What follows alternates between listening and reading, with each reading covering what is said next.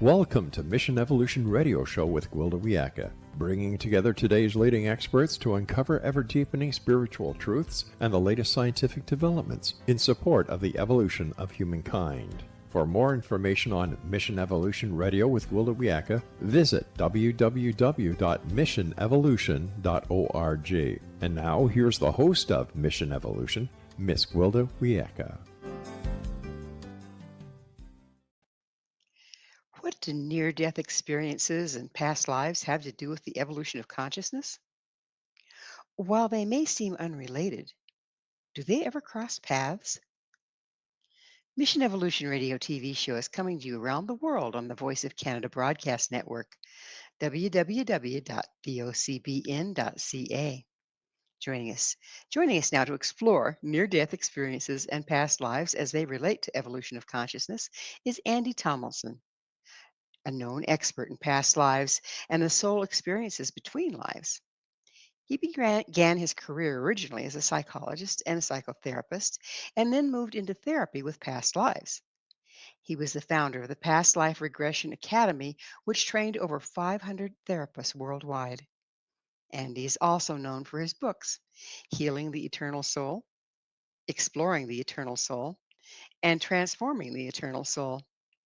He's also the co-author of a new book, Between Lives Past-Life Regression, Near-Death Experiences, and Evolution of Consciousness. His website, pioneeringnewconsciousness.com. Andy, thank you so much for joining us on Mission Evolution. I'm delighted to be here. Thank you. It's a real pleasure. So you're over across the pond there, aren't you? Yeah, that's it. We're in the UK, but with internet, a lot of my work is international, so it doesn't really matter too much where you reside. But it's a fascinating part of the world where I live. It's quite close to Stonehenge and Glastonbury, which is an amazing energetic spot in the planet. Glastonbury is referred to as the heart chakra. So it's a place that we frequent very often. I can see why. So you began your career as a psychologist and a psychotherapist. How did you become involved in past lives? Well, I did 4 years of training as a psychotherapist. And I remember at one stage I said, what happens if someone has a past life? And remember, we're going back 25 years where past life was still very much in its infancy, certainly in the Western world. And the trainer said, just treat it as a metaphor. So that was the level of training that I had. And shortly after, a lady came to me and said, I keep having these visions of Venice. I kind of, maybe I've had a past life connected with Venice. Could you help? So I hadn't had any training, so I used my hypnosis skills to take her to a very deep levels of trance. And then she connected with a past life. And it turned out that she was the keeper of prostitutes that looked after the interests of the sailors. And in those days, they were considered the lowest of the low in society. And then when I brought her out of the session, she hadn't remembered anything because of the depth of hypnosis she'd been to, but I'd recorded everything. And I said, well, take away the recording, listen to it. And if you've got any questions, let me know.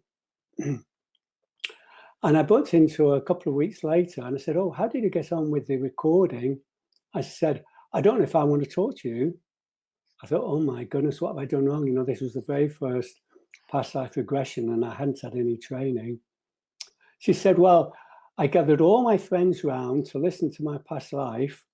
And it turned out I was a keeper of prostitutes. She said, I'm disgusted. And of course, this does illustrate a rather interesting point about past lives is that people don't control them. They come spontaneously. And certainly in this case, it was the very last thing she would have expected to have as a past life. That's kind of reassuring, or what do I want to say, validating, isn't it, when it's the last thing you'd expect? Yeah. And a lot of people think that in past lives they may go back by being famous people or nobility or things like that. And quite often they go back as just common people, living often in a form of subsistence, because times were very hard as you go in the past. But there'd be some sort of emotional issue or some sort of lesson that they were working through. But before I really, after that particular encounter, I thought, well, I have to really be trained in working with past lives, because I had a real interest in it. And I came across a real big pioneer in past lives called Roger Wilga. He was very active, particularly in America. He wrote 1 or 2 books. And he'd actually pioneered the use of body therapy. In other words, that he discovered that in past lives, not only do emotions come to the surface from the past life, but sometimes body sensations. And if you work with the body sensations and clear it with body movement, you get the most amazing results.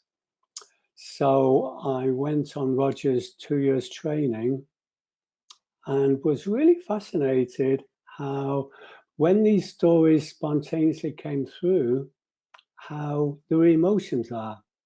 I mean, I'll give you an example to illustrate it. I had a client who had a problem with her hands and couldn't pick anything up. She had an incredible pain in her hands and going down her arms. She'd been for numerous medical tests and no one could really explain what it was.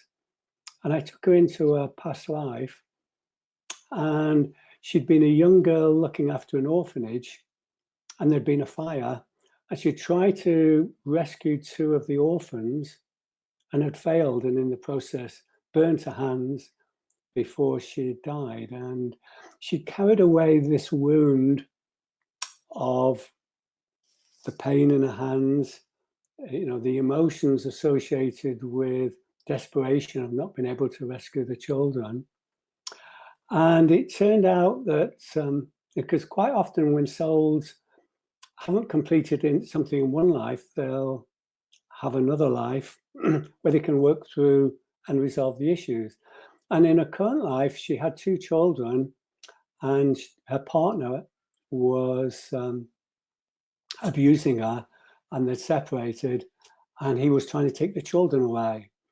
And of course, the process of trying to rescue the children had triggered this wound and this pain in her arm. And the way of working with that as a therapist is to help people complete what they couldn't in the past life. In this case, it was grabbing hold of the children, which was represented by a couple of pillows. But for the person, it felt like they were really bringing those children to them.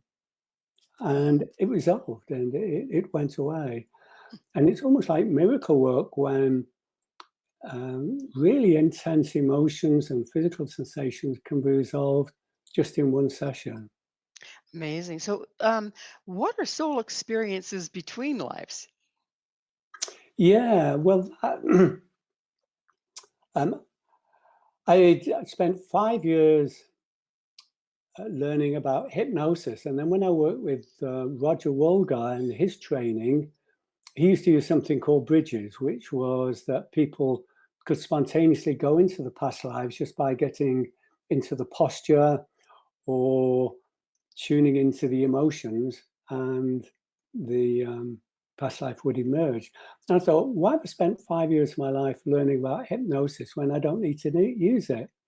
And then I came across this wonderful person called Michael Newton, who'd really pioneered the process of using deep hypnosis to take people into what appeared to be the soul memories between lives. And he'd worked with thousands of cases and published his findings. And I suddenly discovered he was doing his very last training event in Los Angeles in a week's time. And there was one place left. So I thought, oh, I think that's for me. So I had to explain to my partner at the time why all of a sudden I was traveling halfway around the world to do a workshop that I'd never talked about before. So I had to promise a little bit of a holiday afterwards for her to join me and to be very receptive to the idea. And I went through his training and worked very closely with Michael for a number of years. And one of the wonderful things with this sort of work is that people discover a lot more about who they really are. I mean, for example, I had a lady from Canada who contacted me and said, could I have a Between Life regression? So I thought it was rather unusual, the fact that she wanted to fly all the way over from Canada to see me. But I was very delighted, and she said she was doing some other things. So I arranged a session. And it turned out that her husband had died 6 months earlier. And she was having a lot of trouble getting over the loss of her husband. So anyway, we went through a past life death, and the past life death had been one where her husband had gone to war and had got killed, and then she was left by herself and had a lot of trouble coping and had given up on life, which is a bit like a form of suicide. And when she passed over, she was met by a spirit guide, and this is about the most severe, because a suicide is a big thing in the spirit realms, because a life opportunity is considered very precious, because it is an opportunity to have lots of learning. So the spirit guide was there with the arms crossed and said, this is the third one now, isn't it? And she'd had 2 other lives where a loved one had got lost and she was unable to cope with it. So she was reunited with the spiritual essence of her husband from that past life. And they have something called soul groups, which are groups of souls that often plan different roles in different lives. So a husband and wife may change roles, or a daughter or a husband may change roles. Then it makes planning for lives a lot easier because it's kept within a small group. And often in soul groups, there tends to be a theme that they're all working to.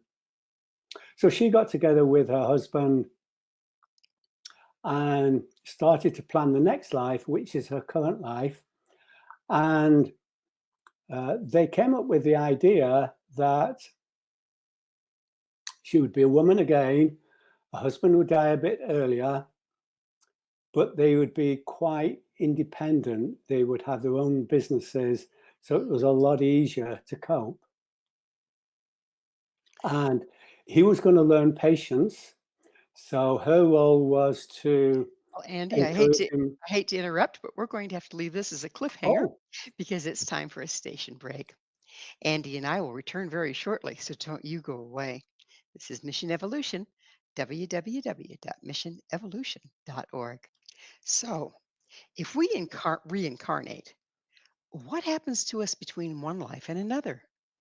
With us this hour discussing the possibility of past lives is Andy Tomlinson, the author of Between Lives, Past Life Regression, Near Death Experiences, and the Evolution of Consciousness. Andy, we were talking about a case study where a woman had suicided several times in past lives because she couldn't cope being without a partner that she'd lost. And you said that they got together between lives apparently and made a plan for the next life. Is that very common? Is that what happens between lives? Is we get together with our soul group and make a plan for the next one? And if so, I want to read the small print. yeah. Um, well, there seems to be 2 major stages. The first stage, having shared a lot of the dense energies of the emotions and leaving the physical body behind and starting to vibrate at the soul vibration, is to do some sort of review of the past life. And the review of the past life is often done by the soul itself, maybe going over, reviewing aspects of the experience with perhaps a spirit guide, which is a hopeful being of light that acts as a guide and a mentor to the So, soul in question. so And then the other part is the planning part. let me interrupt you for just a minute. So you're talking about a life review. Is that the same as what people report during a near-death experience? They kind of start to go into that Yeah, sometimes, yeah. and but there isn't always a helping spirit there when that goes on. They just start having memories. When does the helping spirit show up? Well, it really varies. Some souls, when they're doing the life review, can do it all by themselves. That tends to be the more evolved souls.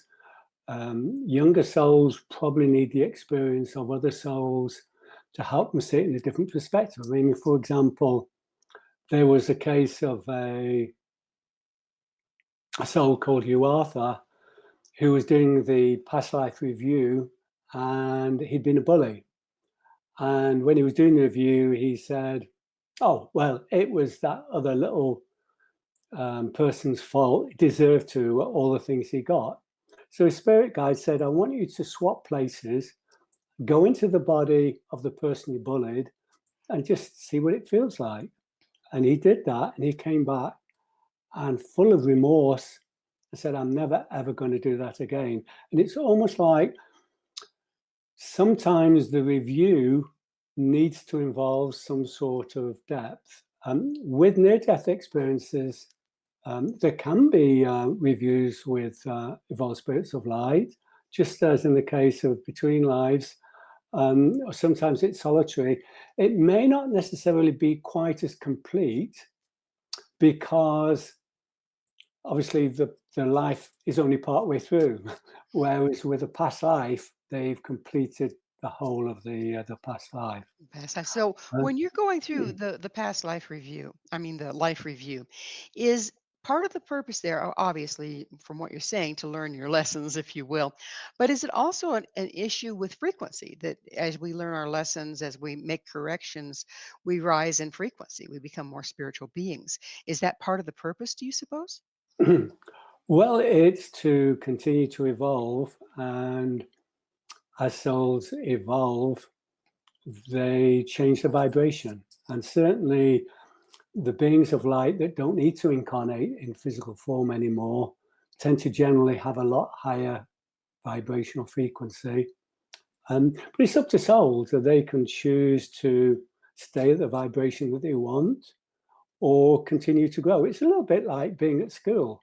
You know, you can go through your lessons and then go to the next grade and continue to move up. Or if you don't, you have to just redo the class again. You know, and it's not, I mean, at school, probably there would be a judgment, but in the spirit realms, there's no judgment. You know, there's no time constraint to say things have got to be done by a particular date because the soul is eternal. There's the only physical time is being in a physical body, and it's all associated with the birth and the death. And then everything in between is just the experience. But just So coming back, you yeah. you mentioned BLSR. What is that? Between Lives Spiritual Regression, Okay. yeah. Yeah, it's called quite a number of things. Some people call it LBL, Lives Between Lives. There's a few terminology, but it's the experience that souls experience between lives. So perhaps I'll just use the word between lives so that it's a common term people can understand.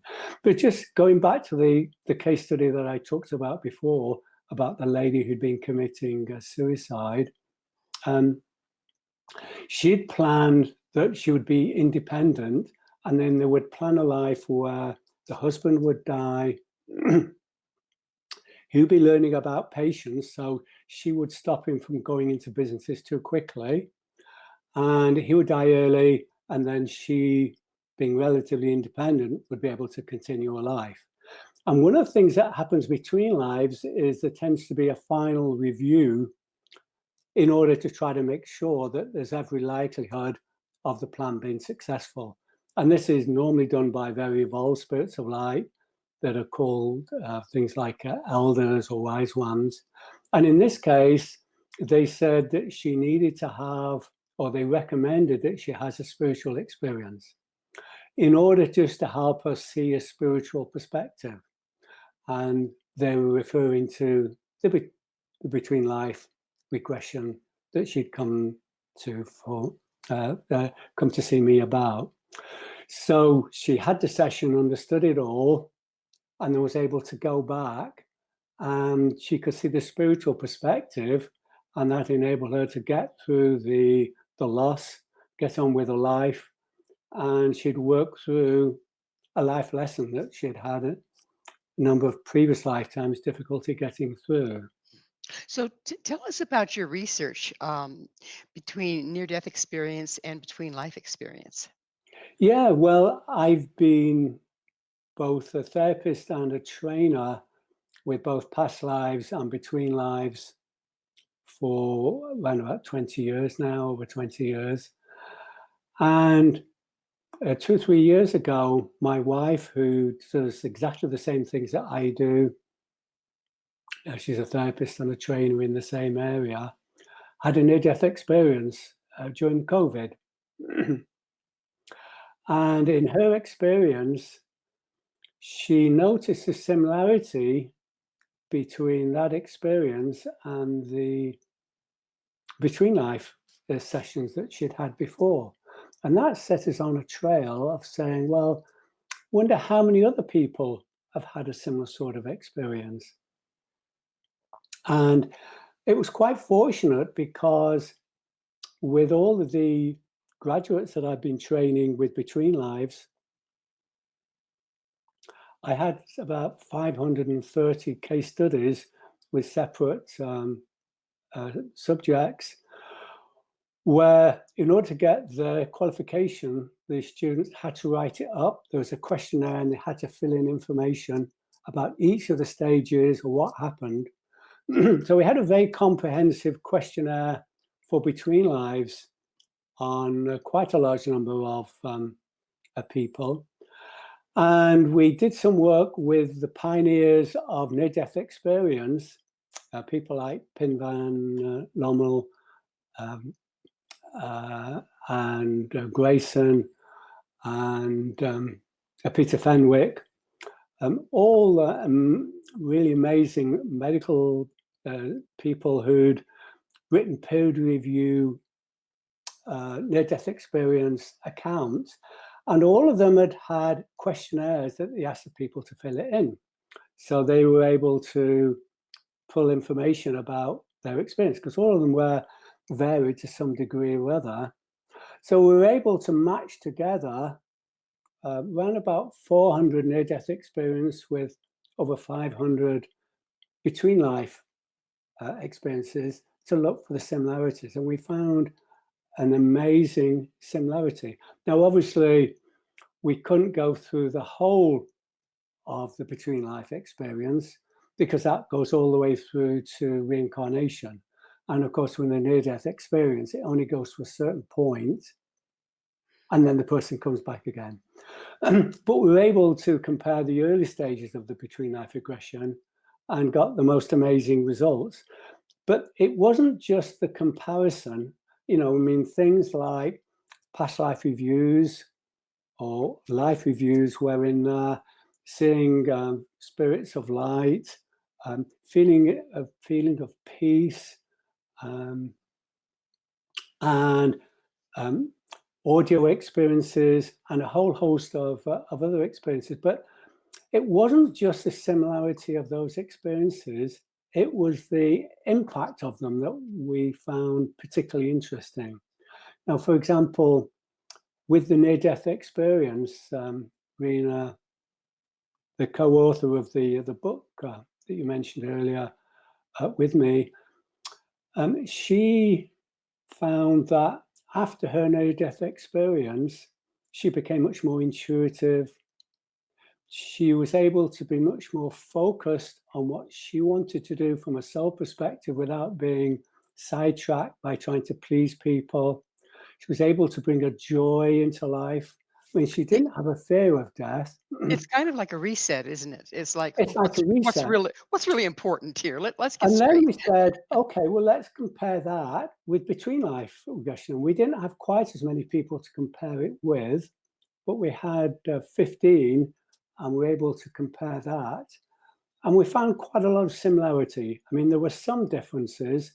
One of the major differences is that with a near-death experience, and it's not planned, and it's real time, and people don't know quite what's going to happen. You know, am I going to come back? Is this the end? Whereas a between life regression is planned, and it's like going through a memory of something that happened in the past rather than real time. You know, a little bit like the difference between having a date and having a romantic encounter, as opposed to watching a video or a film of a romantic encounter. Both of them can be really intense, but one of them, when you're actually in it and you're associated in it, is much more profound. But we're able to find, and obviously one of the other differences is that most people who come for a between life experience are pretty much aware that about past lives, and the fear of death wasn't particularly high. Whereas a lot of people who have near-death experience, maybe atheists, didn't have any particular spiritual experience. So for them, not being afraid of death was a real big shift, great big change. So there were some interesting similarities and differences. But the thing that we found most amazing is what we call expanded consciousness. In other words, when people are in the between life experience, or when they're in a near-death experience where it's very, very similar, they're in a And completely different Andy, place and consciously. Andy, we're going to have to pick up on expanded consciousness on the other side of a station break. Andy and I will be right back to continue our discussion. You stay right there. This is Mission Evolution, www.missionevolution.org. Is consciousness in the brain? This is Mission Evolution, missionevolution.org. With us discussing consciousness is Andy Tomlinson. His website, pioneeringnewconsciousness.com. Andy, we had followed from past life and between life experiences into the point that we're discussing consciousness. And one of the things that stands out between past life, near death experiences, between lives is there's no body involved. Okay. So people historically have thought of consciousness being a function of the brain. What do you have to say about that? Yeah, I think an analogy could be a TV set. So that, for example, we watch the TV set and we see images and sounds, but it can't be said that the information is in the TV. It comes on waves and it's all around us. You know, we could get another TV and get the same information. So the TV acts almost as a receiver of the information. And it's almost like our physical body acts as a receiver for consciousness. I mean, some aspects of consciousness obviously are created in the brain, such as the things we taste and smell and our immediate thoughts. But a lot of our consciousness is outside the brain. And obviously at the point of death or near-death experience, it's that consciousness that leaves the physical body and continues its journey. Does the consciousness kind of hang out close to the body, but also in contact with other things? Um, well, with near-death experiences, it's almost like the experience isn't under the control of the person. There's almost like a rush, and then people suddenly find themselves wherever they are, and then they're getting enormous information, and then at some point a decision has to be made. You know, either they're told it's not their time, or they're given a choice: do you want to go back and continue. And for those that are given a choice, it's very, very difficult to go back because they are in this amazing expanded consciousness state. And to suddenly go back into a human body with all of the events that are happening in the world around us at the moment is quite a brave thing to do. What is it about the human body that limits the experience of consciousness? Well, the thing that limits it is that for a lot of people, consciousness is very much a 3-day experience, or possibly 4D if you include time. So in other words, they got a very materialistic view of life, and the consciousness exists in that dimension. And that's okay, because they'll be down here for some reason to have some sort of emotional lesson that they may be working through. And then when that lesson is finished, they can leave the body. Whether they believe in reincarnation doesn't really matter. Just in the same way with people who have a near-death experience, it doesn't matter whether they believe in it or not. Their consciousness just leaves the body and continues. So, So do we necessarily evolve in consciousness from lifetime to the next, one lifetime to the next, or can we backslide sometimes too? yeah, well, that's certainly the case. Yeah, it's a bit like that snakes and ladders game where you kind of go around and then you get on the snake, you go up, or is it ladders and you go up, but if you hit a snake, you come down. There can be a little bit like that. Um, but it depends on how difficult the plan is. I mean, some people, when they're planning, maybe, to use an analogy, may plan to have climb Mount Everest, as opposed to climbing a little hill. And it may sound ever so easily in the spirit realms to do that. And then, of course, they're halfway up Mount Everest thinking, why on earth have I chosen this sort of life? And of course, it's their choice. And quite often, the evolved spirits of light are saying, well, we really think you should be taking these smaller hills first before you take Mount Everest. And some souls are in a rush to grow and develop. And if they rush too much, then they don't get up Mount Everest and they have to come back and work at it slightly differently. So, do lives? This is a good one. Do lives occur in order, or are we always reborn into the future, or can we be reborn into a past time? Okay, this is the nature of time. Do you know, the reality that we experience on Earth is just a little tiny part of the spiritual reality that exists out there. And I think no matter how evolved we are as souls, we still only see a tiny glimpse of the reality out there. On the Earth plane, it's just too hard for people to think of anything other than the past is something that happened before, the present is the here and now, and the future is something we can make it into. And if you start thinking about the past and the present and the future all being the same moment of time, people's brains fry. And it's not helpful. And the whole point about being on Earth is to learn and move forward.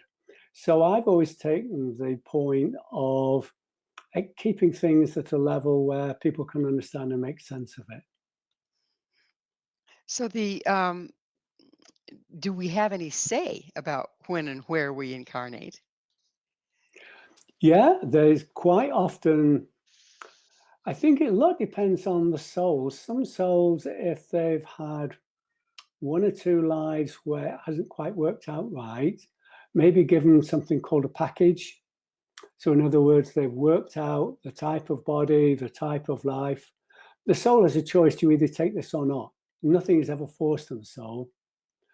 Most souls, as they start to evolve and have a little bit more wisdom of not necessarily wanting to jump into the Mount Everest, the first life that they have, could be given a choice of 2 or 3 lives, perhaps an easy life, a hard life, or something in between.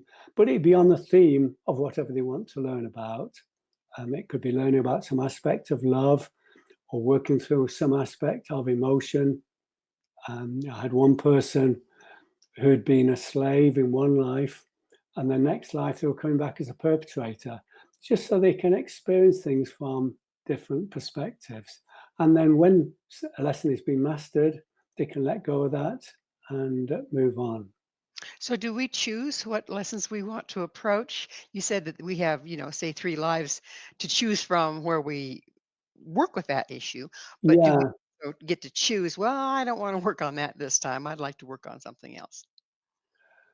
Um, Sometimes that's possible. I mean, sometimes generally most souls are eager to get back.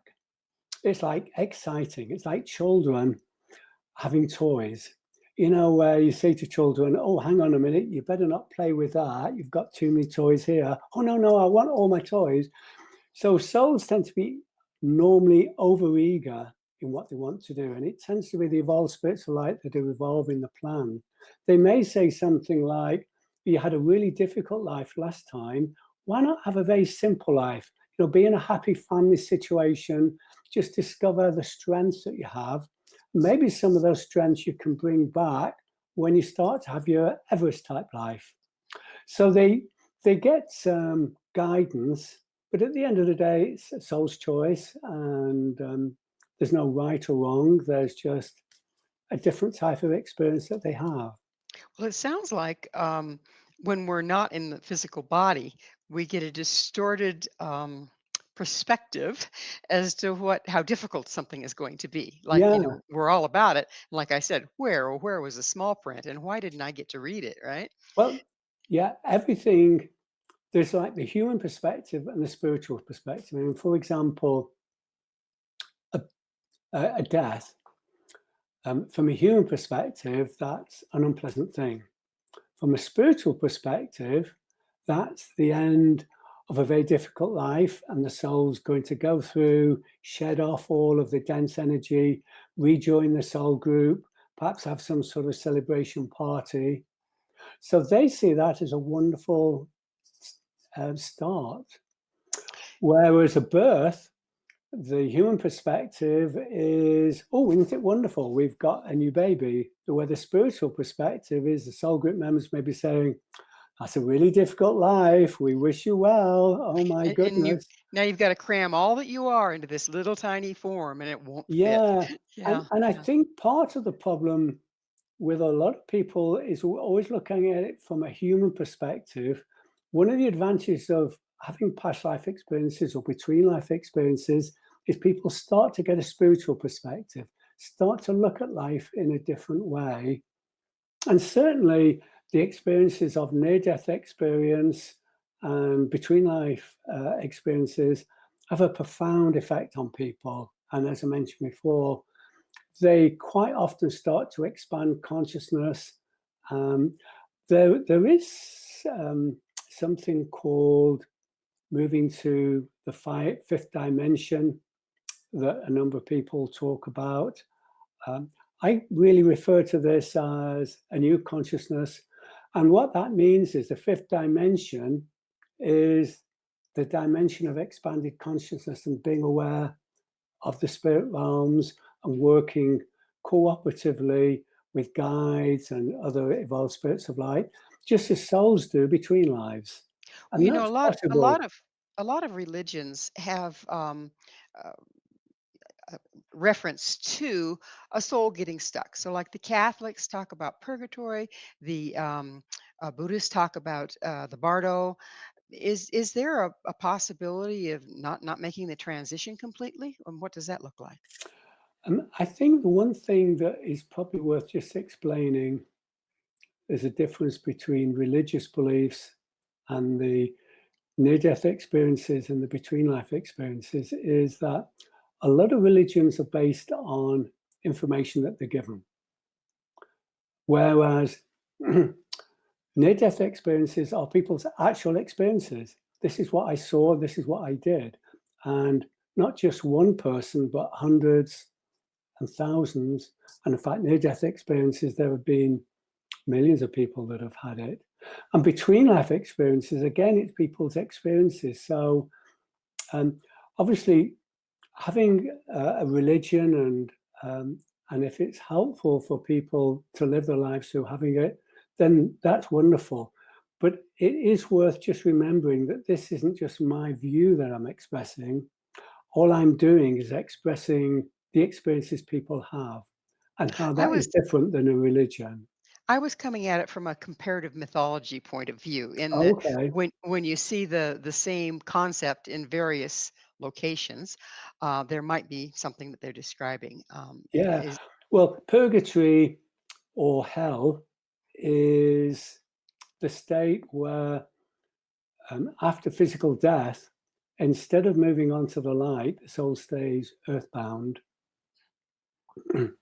They keep all their emotions intact, and because they don't have a physical body, then time doesn't decay, and they're staying with these last thoughts, these last unhelpful emotions, and that is the state until they're thus ready we to have let go of it, and then thus at we some point they will move on, thus we have the ghost. Well, it's time for and we have the ghost. another station break. So please stay with us as Andy and I continue to explore NEDs, past lives, and soul experiences between lives. This is Mission Evolution, missionevolution.org. Can past lives help us now? This is Mission Evolution, missionevolution.org. We're continuing our discussion with Andy Tomlinson, his website, pioneeringnewconsciousness.com. Andy, it goes without saying that most of us are unaware of past lives, between life experiences, and all that stuff. How do the experiences impact our daily life, particularly if we're unaware of Well, it impacts us because not all aspects of the life are planned, but just the major events, such as presumably life partners or family members, and they'll behave in a certain way to enable us to bring up whatever issue that we want. Now, for example, a mother who may want to learn about loss may choose to have a soul group member come down as the baby, and the baby has a miscarriage or an abortion. And I mean, for that soul, they leave the body of the baby and they move on, because it's just a very short click of a finger in terms of the life. But it enables that other soul to experience what it is that they want. And quite often, these key events in our life come up. And one of the things I've discovered in all my years of seeing clients is that we've all got some sort of emotional issue that we're working through. We may keep it quiet, we may not tell people, but there's always some issue that we've got. And particularly at the moment, because the earth is going through a big shift, the vibration of the earth is increasing and it's trying to move into its own version of 5D consciousness. And humanity is going with it. And these high vibrations are amplifying everything. They're amplifying the positive emotions. So if you're feeling joy or love, you'll feel that multiplied by 10. Or if you feel anger or hate, you'll experience that multiplied by 10. And it's a wake-up call for people to do something about the unhelpful emotions and to them. let go of it. So, speaking of which, the Earth, is the Earth the only place we incarnate, or can we be ETs? Well, we can be ETs, and I have one of the specialities that I've had is helping people between lives that have come from other planetary systems. Normally, they come down to Earth to help at this particular moment of time because it's very difficult to do the shift. And they tend to be quite evolved spirits of light in human bodies. So no one would recognize who they are because they're just walking around in a human body. But they're often people who bring about major changes to the positive. And they may be working quietly in the background. They don't necessarily need to be people who stand out, but they're taking some aspect of change just to help humanity go through this big change that's happening. Are these people aware of what they are, or do they just come and feel prompted to do particular things? Quite often they'll feel there's something not quite right. It feels almost like they're not home. There's something, Earth just doesn't feel right for them. That's one of the clues. Sometimes the soul may not be fully adjusted into the physical body, so they may have a number of ailments, skin problems, or some sort of physical issues that they've had all their life and they have difficulty working through. Simply because souls who have had lots of incarnations on Earth are very highly adapted to working in human bodies. But souls that come in, particularly if they've got a higher vibration, just aren't used to getting into this very dense physical body. It's very highly regarded, apparently, in the spiritual galaxies, that there's not many planets that have these dense bodies that have emotions. And working through life lessons is really hard. So souls who come down are quite delighted to have this experience, and it probably explains why so many of us find that life can be quite difficult at times to work through. So, do we always come back as humans, or are there animals in the mix? Well,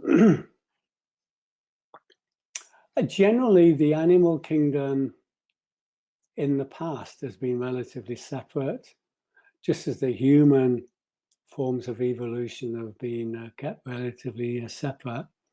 But as we're going through this big shift, it's almost like everything is lifting to a different level. So, for example, spirit guides and evolved spirits of light will start moving on to other things. Souls that are ready to expand the consciousness will start perhaps behaving like spirit guides, or are starting to be much more energy aware.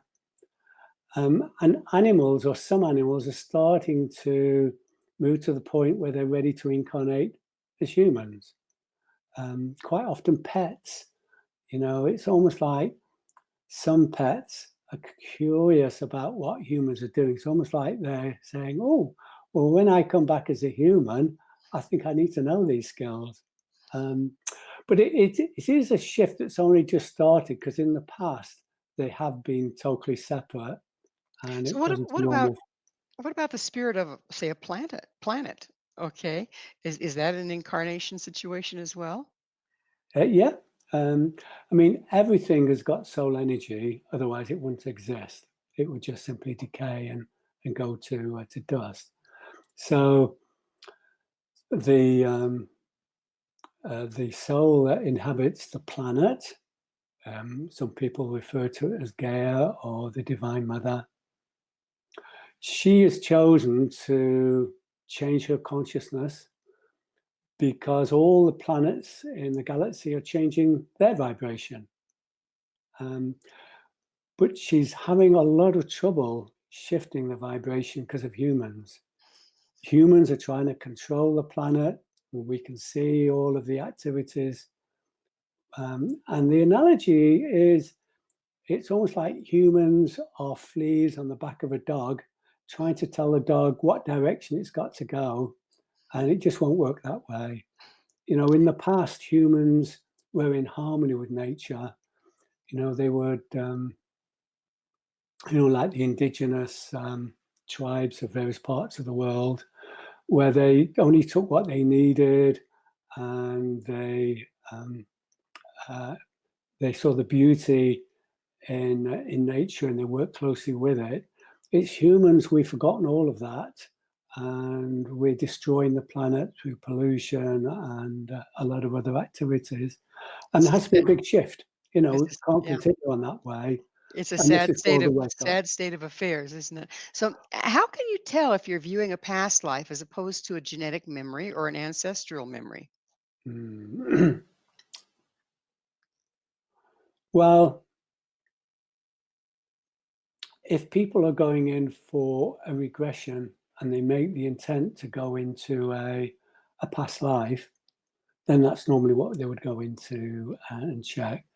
If they're going in to resolve an issue, it may very well be that there's some generic past life of someone else that's a bit closer to helping the person resolve it than perhaps something that the other person had. I mean, for example, when I've worked with people who are souls that have found that the earth is the very first incarnation, you can't actually go into a past life with them, well, certainly not an earth one. And if you go into a past life in their previous planetary system, where their energy is drifting around, it's very hard for the therapist to meaningfully work through it. So what I normally do is ask them to go into a past life that would be helpful for them. So they would tune into someone else's past life, because they still have emotional issues to work through, even though they may be quite evolved as souls.